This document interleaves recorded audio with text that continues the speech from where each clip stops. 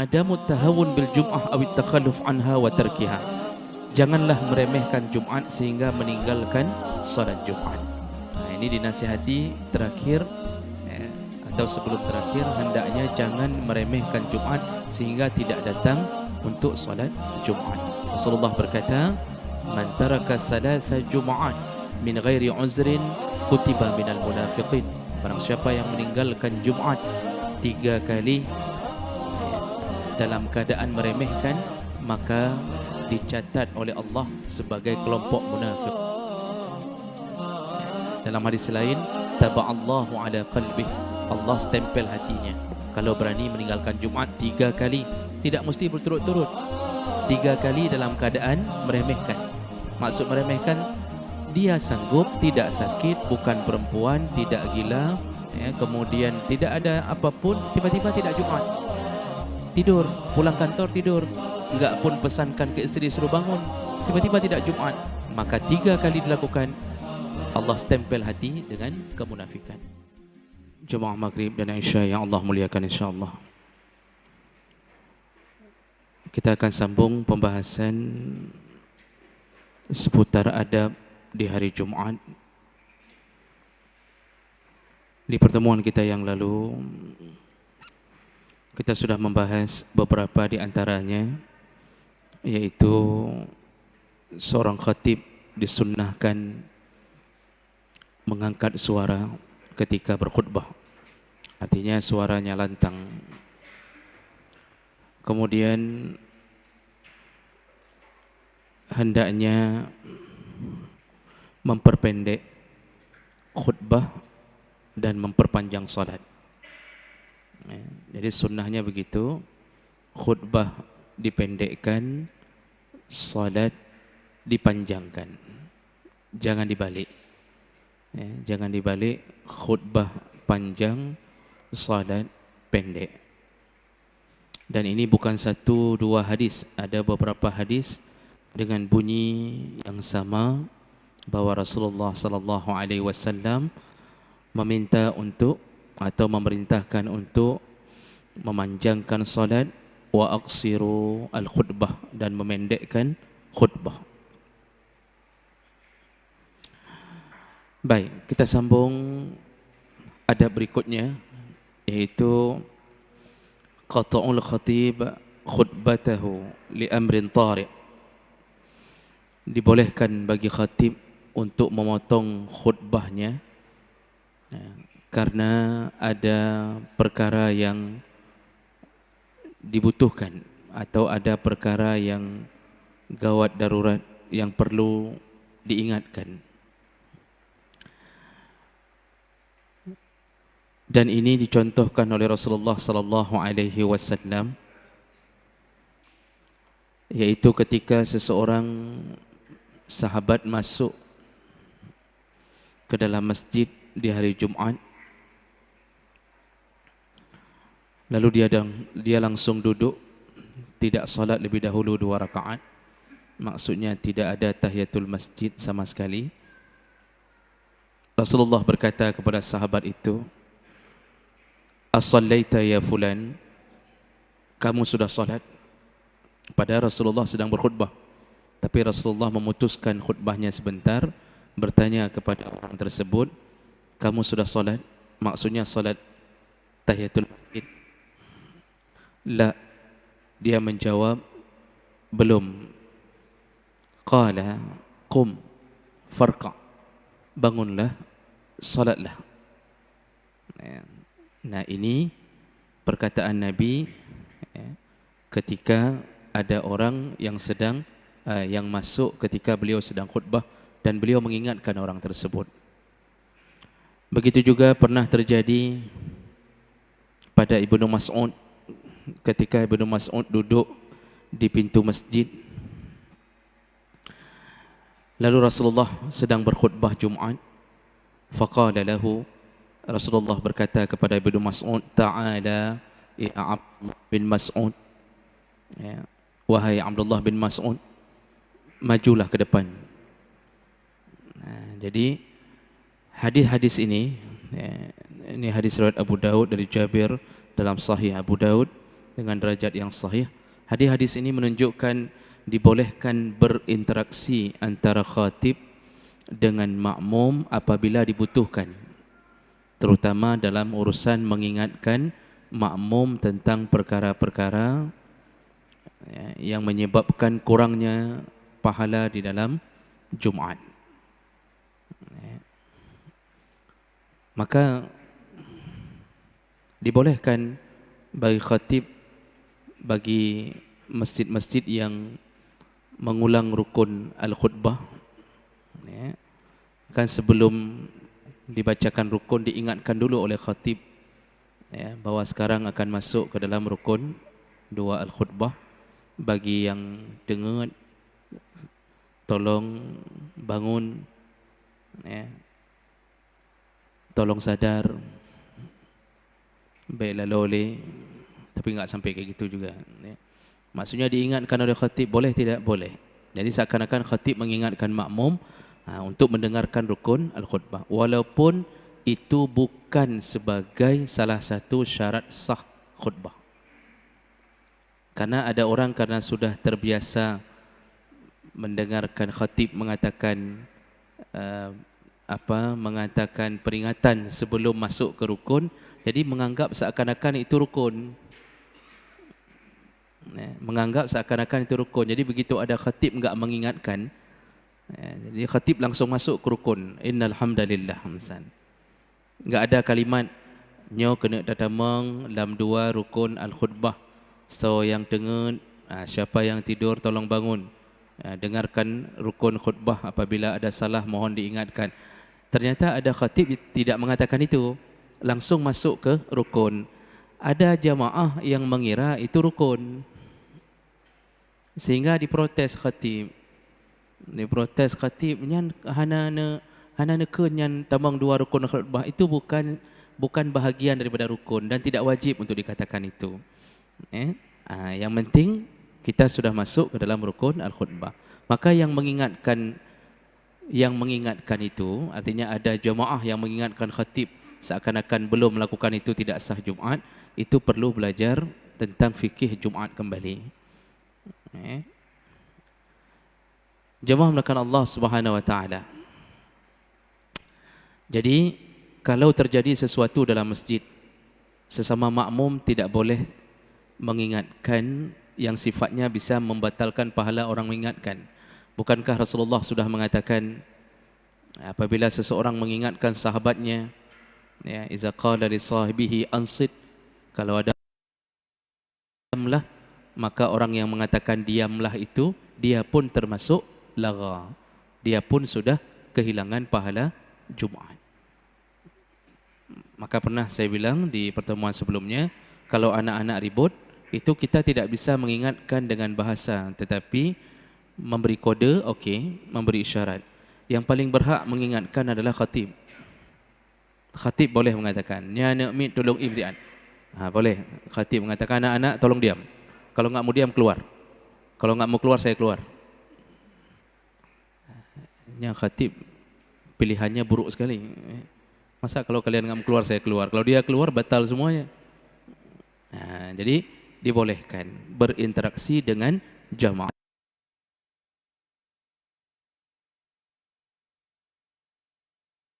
Khatib tanya sama jamaah, kamu faham? Nak faham khutbah lu nyakan lagi nyan. Bukan tanya dah faham tidak, tapi hanya li amrin tari', yaitu sesuatu yang sangat dibutuhkan.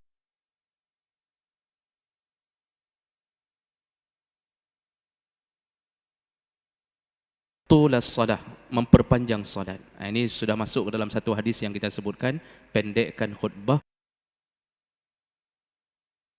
Jadi panjangkan salat ini maksudnya adalah salatnya sekiranya pendek. Jangan. Kenapa? Terlalu panjang menyebabkan jamaah tidak bisa khusyuk. Sudah khutbah panjang, jadi tadi jamaah sudah mempep-pep sekali dulu. Panjang sekali khutbah. Itu sudah tidak khusyuk dengar khutbah. Khutbah di minggu lalu kita katakan 15-20 menit sudah cukup. Kemudian disambung dengan salat. Salat disuruh panjang, itu sekira-kira tidak dianggap pendek. Jadi mengikuti petunjuk dari bacaan-bacaan Nabi, itu kira-kira takarannya. Jangan juga terlalu panjang. Nabi pernah menegur Muaz bin Jabal ketika menjadi imam. Lalu kemudian ada seseorang, ketika beliau jadi imam, beliau membaca surah Al-Baqarah. Jadi imam, surat Al-Baqarah rakaat 1 dan 2. Surah Al-Baqarah itu 2 juz setengah. Itu bisa 1 jam lebih salat dengan surat itu saja. Lalu ada orang yang keluar. Dia memisahkan diri, langsung salat sendiri di belakang. Tidak mau lagi ikut Muaz bin Jabal. Ada yang memberitahu Muaz, tadi ada yang keluar karena engkau terlalu lama. Apa kata Muaz radhiyallahu anhu? Beliau mengatakan dia telah menjadi munafik. Jadi Muaz marah, mengatakan kepada orang yang keluar dari salat tadi, dia salat sendiri, engkau munafik, dia munafik. Sampailah berita itu ke Nabi SAW. Ya, jadi sampai berita bahwa Muaz menjadi imam di masjid di Bani dia, lalu kemudian terlalu panjang, ada orang keluar, lalu Muaz mengatakan dia munafik. Nabi memanggil Muaz. Apa kata Nabi kepada Muaz?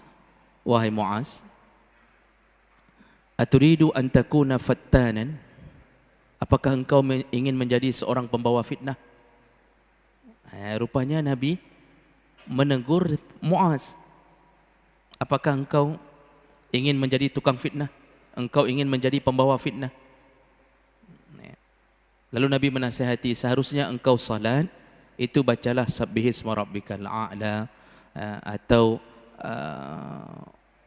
wadduha wasyamsi wadduhaha. Itu nasihat Nabi dalam hadis. Jadi rupanya Nabi tidak mengizinkan seorang imam membuat jamaah berat kalau salatnya salat berjamaah di atas salat fardu. Makanya Rasulullah mengatakan dalam hadis yang lain, faman amma minkum falyukhaffif. Barang siapa yang menjadi imam di antara kamu, maka ringankanlah salat. Ringankan itu bukan memendekkan salat, tapi ringankan di atas kadar kebiasaan panjang. Jangan terlalu pendek, jangan terlalu panjang. Kecuali salat maghrib, itu memang disuruh cari yang pendek-pendek, karena waktu maghrib singkat. Apa alasannya Rasulullah menyuruh untuk memendekkan salat, meringankan jamaah? Rasulullah mengatakan, li'anna minkum syaikhan, karena di antara jamaah itu ada yang sudah tua. Jadi sudah mendet-det, sudah lanjut usia. Wa maridhan, ada di antara jamaah itu yang sakit. Wa zal hajah, dan ada di antara jamaah yang, di antara makmum yang mempunyai kebutuhan mendesak. Jadi tidak baik seorang imam menyiksa makmum dengan cara memperpanjang bacaan, terlalu panjang. Jadi begitu juga dengan salat Jumat, jangan terlalu pendek, jangan terlalu panjang.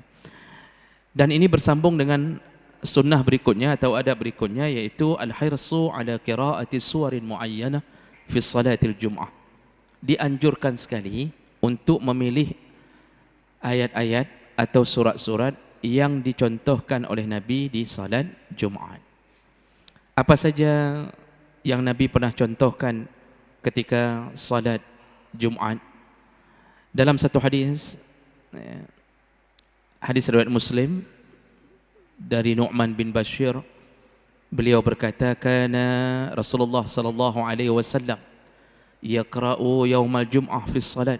Rasulullah sallallahu alaihi wasallam ketika menjadi imam di hari Jumat dalam salat, maka beliau membaca rakaat pertama sabbihisma rabbikal a'la.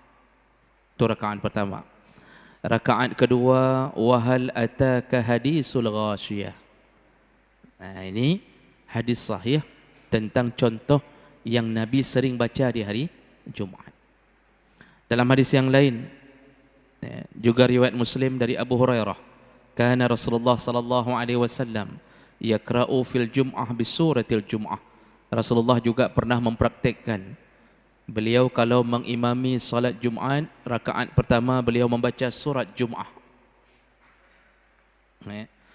Wa fir raka'atil akhirah iza ja'akal munafiqun, dan di rakaat kedua beliau membaca surat Al-Munafiqun. Jadi ini contoh-contoh surat yang dibaca oleh Rasulullah. Di beberapa masjid sering kita dengarkan praktek ini. Jadi rakaat pertama Sabbihisma rabbikal a'la, rakaat kedua Hal ataka hadisul ghasyiyah. Nah, ini yang paling sering. Tapi Bapak Ibu, bukan wajib. Artinya jangan sampai mengira tidak sah salat kalau enggak baca ini. Dibolehkan bagi imam untuk mengganti sekali-sekali. Jangan terwaham kepada makmum seakan-akan itu bacaan wajib.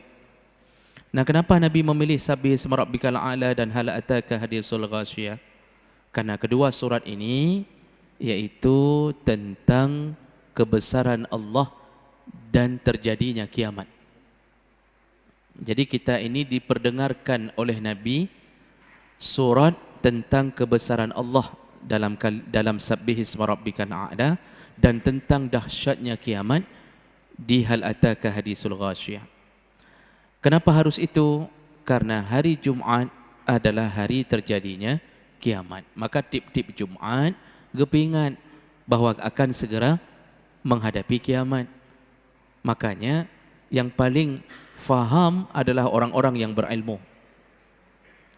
Kalau faham terjemah, faham tafsir dari dua surat itu, sungguh hari Jumaat itu membuat kita akan merasakan rasa ketakutan sehingga tidak berani bermaksiat.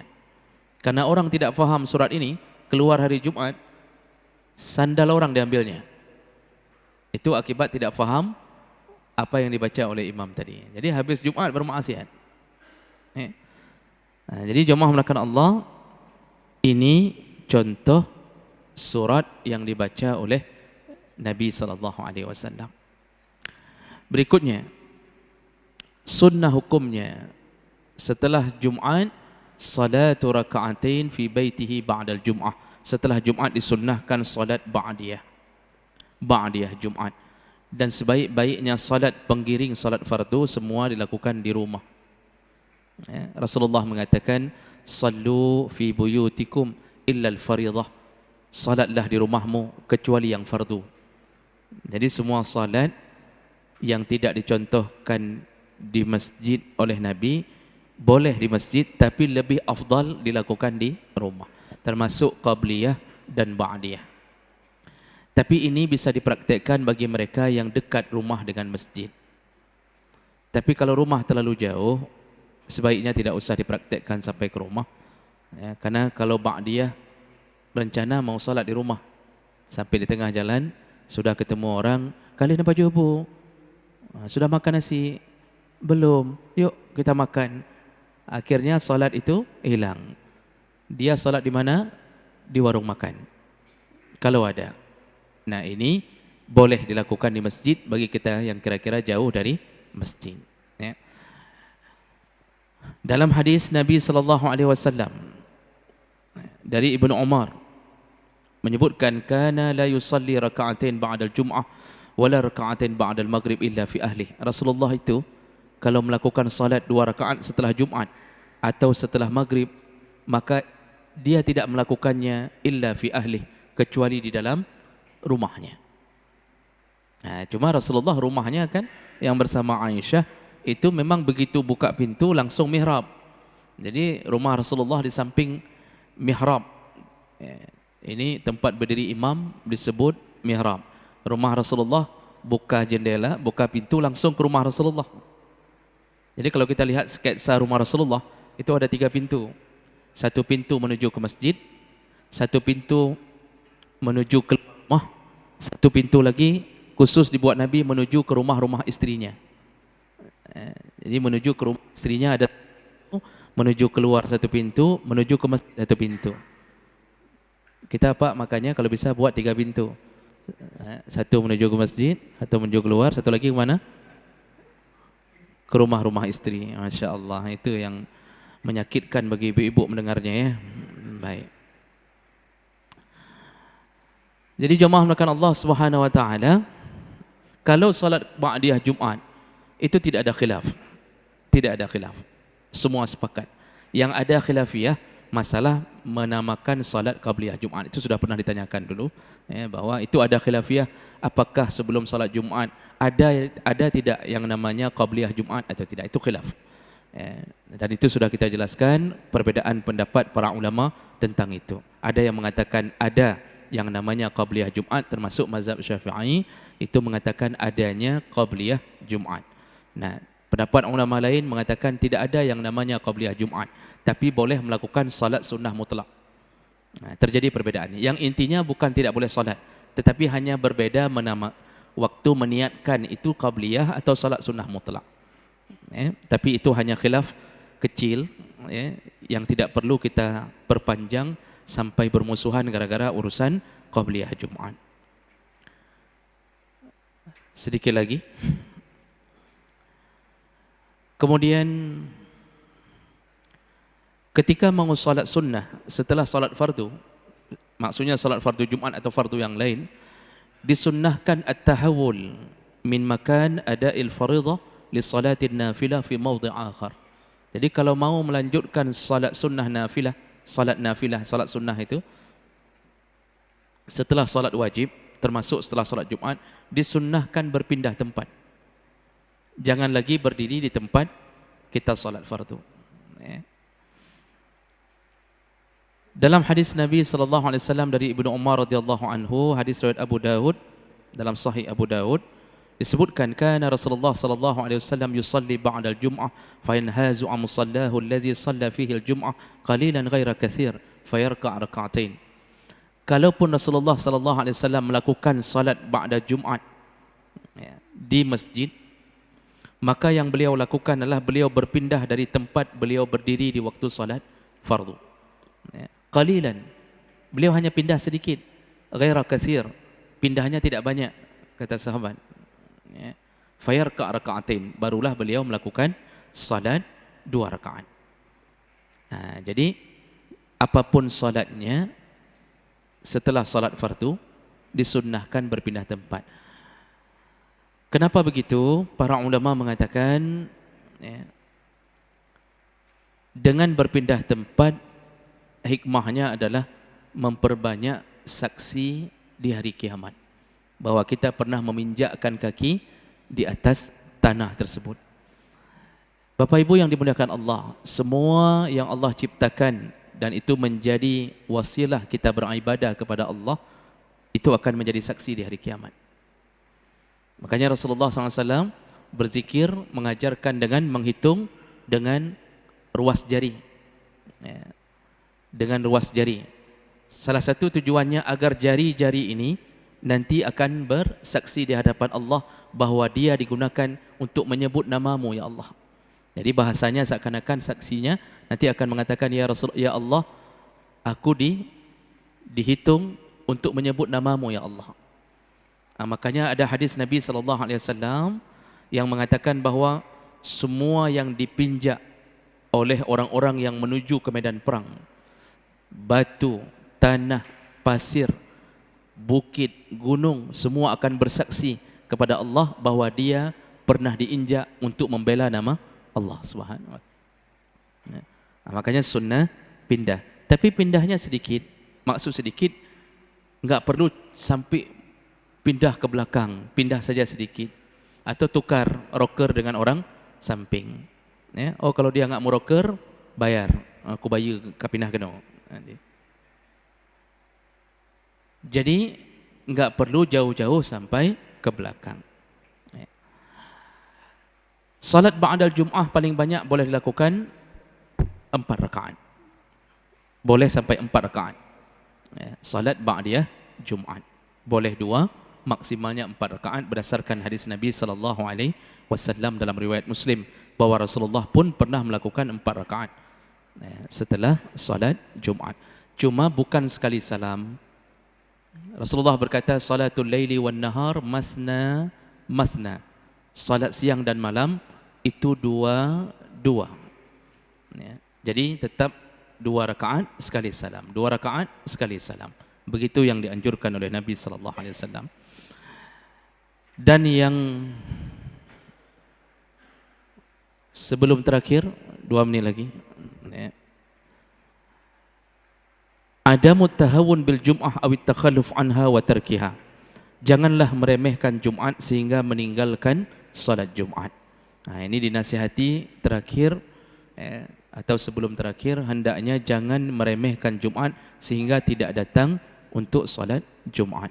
Rasulullah berkata, "Man taraka salasa Jumat min ghairi uzrin kutiba minal munafiqin." Barang siapa yang meninggalkan Jumat 3 kali dalam keadaan meremehkan, maka dicatat oleh Allah sebagai kelompok munafik. Dalam hadis lain, taba'allahu ala qalbih, Allah stempel hatinya kalau berani meninggalkan Jumat 3 kali. Tidak mesti berturut-turut, 3 kali dalam keadaan meremehkan. Maksud meremehkan, dia sanggup, tidak sakit, bukan perempuan, tidak gila, kemudian tidak ada apapun, tiba-tiba tidak Jumat, tidur, pulang kantor tidur, enggak pun pesankan ke isteri suruh bangun, tiba-tiba tidak Jumat, maka 3 kali dilakukan, Allah stempel hati dengan kemunafikan. Yang terakhir, gunakanlah hari Jumat sebagai tempat hari memperbanyak doa kepada Allah Subhanahu wa taala. Rasulullah berkata, "Iltamisu as-sa'ah allati turja fi yaumil jum'ah." Gunakanlah jam yang ada di hari Jumat dan ba'dal asri ila ghuyubatis syam. Ada 2 waktu yang sangat baik untuk berdoa, yaitu hari Jumat, terutama ba'dal asar. Itu hari ijabah doa. Baik. Ya, baik Ustaz. Saya berhenti di sini. Silakan kalau ada hal yang ingin ditambahi. Baik.